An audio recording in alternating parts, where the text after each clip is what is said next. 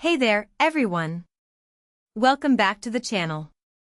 Today, we're diving into a fascinating and potentially alarming topic: the environmental impact of ships stuck in the Strait of Hormuz.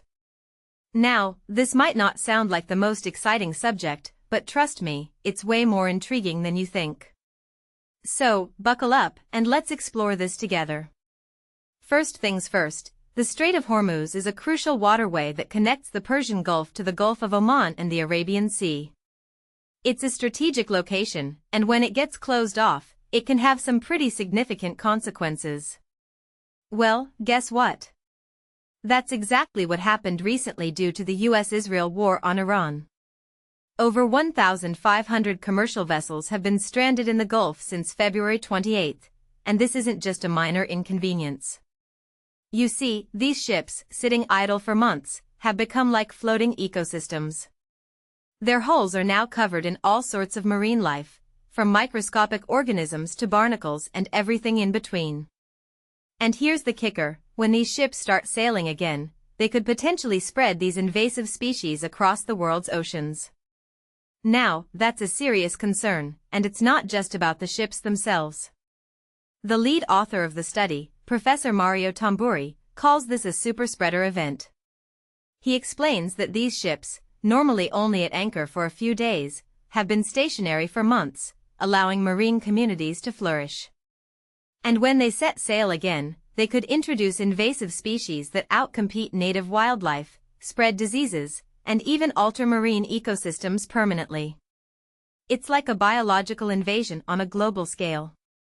But why is this such a big deal? Well, the Gulf is already a hotspot for marine invasions, and these ships could make things even worse. Invasive species can devastate fisheries, clog power plant cooling systems, and cost billions in management. And let's not forget the impact on biodiversity. When you move organisms around, they can reduce biodiversity in the regions they invade, causing local extinctions.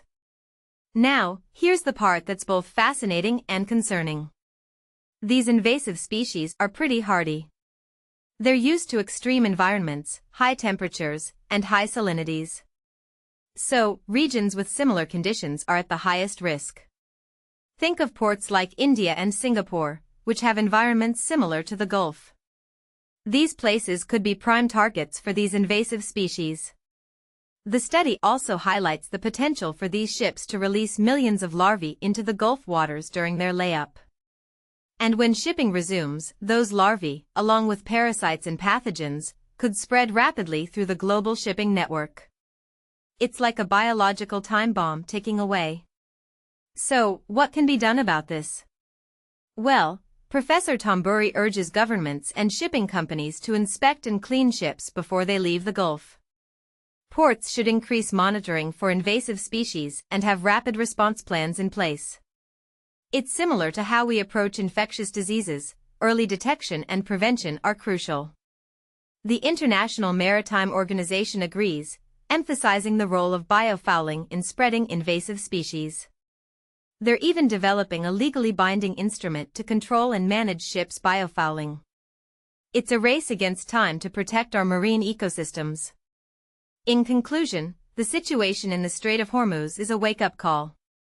It highlights the interconnectedness of our world and the potential consequences of human activities.